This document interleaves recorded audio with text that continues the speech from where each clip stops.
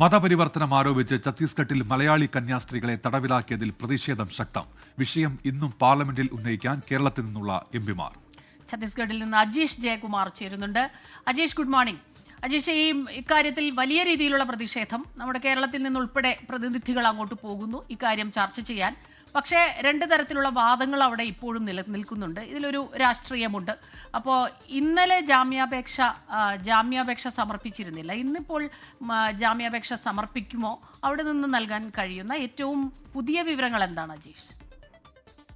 സ്മിത, ഉന്മേഷ്, ഇന്ന് ജാമ്യാപേക്ഷ നൽകാനാണ് സഭയും അതേപോലെ തന്നെ ഈ കന്യാസ്ത്രീകളുടെ കുടുംബവും അടക്കമുള്ള അവരുടെ പ്രതിനിധികളും ആലോചിക്കുന്നത്. ഇന്ന് അവരുടെ ചില അംഗങ്ങൾ കൂടി ഇന്ന് റായ്പൂരിലേക്ക് എത്തുന്നുണ്ട്. അതിനുശേഷം ഒരു കൂടിയാലോചന നടത്തിയിട്ട് ഇന്ന് തന്നെ ജാമ്യാപേക്ഷ നൽകാനാണ് ആലോചിക്കുന്നത്. നേരത്തെ ഇവർ പറഞ്ഞിരുന്നത് ഈ മാതാപിതാക്കൾ, അതായത് കന്യാസ്ത്രീകൾ ആഗ്രയിലേക്ക് കൊണ്ടുപോകാൻ ശ്രമിച്ച ഈ 3 പെൺകുട്ടികളുടെ മാതാപിതാക്കളുടെ മൊഴി പോലീസ് എടുത്തിരുന്നു. അവരുടെ മൊഴിയുടെ വിശദാംശങ്ങൾ അതുകൂടി മനസ്സിലാക്കിയതിനു ശേഷം ജാമ്യാപേക്ഷ നൽകിയാൽ മതി എന്നൊരു തീരുമാനത്തിലായിരുന്നു എത്തിയിരുന്നത്.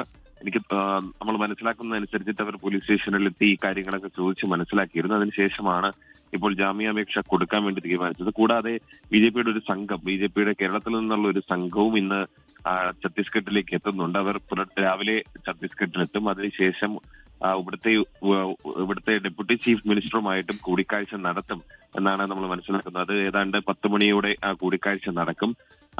എന്തായാലും ഇവിടെ ഇപ്പോഴും രാഷ്ട്രീയമായിട്ട് വലിയ രീതിയിൽ അത് ചർച്ചയാക്കാൻ തന്നെയാണ് പ്രതിപക്ഷം അടക്കമുള്ള പാർട്ടികളുടെ തീരുമാനം. പക്ഷേ ബിജെപിയുടെ ഭാഗത്തു നിന്നോ, പ്രത്യേകിച്ച് കഴിഞ്ഞ ദിവസം ഛത്തീസ്ഗഡ് മുഖ്യമന്ത്രി വിഷ്ണുദേവ് സായിയുടെ ഒരു പ്രതികരണം വന്നതല്ലാതെ മറ്റൊരു ഔദ്യോഗിക പ്രതികരണമൊന്നും ഇതുവരേക്കും വന്നിട്ടില്ല. ഈ വിഷയം ചർച്ചയാക്കി നിർത്താൻ തന്നെയാണ് പ്രതിപക്ഷ പാർട്ടികളുടെ തീരുമാനം. അതുകൊണ്ടാണ് പാർലമെന്റിലടക്കം വീണ്ടും ഈ വിഷയം ഉന്നയിച്ച് ഈ കന്യാസ്ത്രീകളുടെ മോചനം ഇത് സാധ്യമാകുന്നതുവരെ പ്രതിഷേധവുമായി മുന്നോട്ട് പോകാൻ പ്രതിപക്ഷ പാർട്ടികൾ തീരുമാനിച്ചിരിക്കുന്നത്. ഛത്തീസ്ഗഡിൽ നിന്ന് അജീഷ് ജയകുമാറാണ് വിവരങ്ങളുമായി നമുക്കൊപ്പം ചേർന്നത്.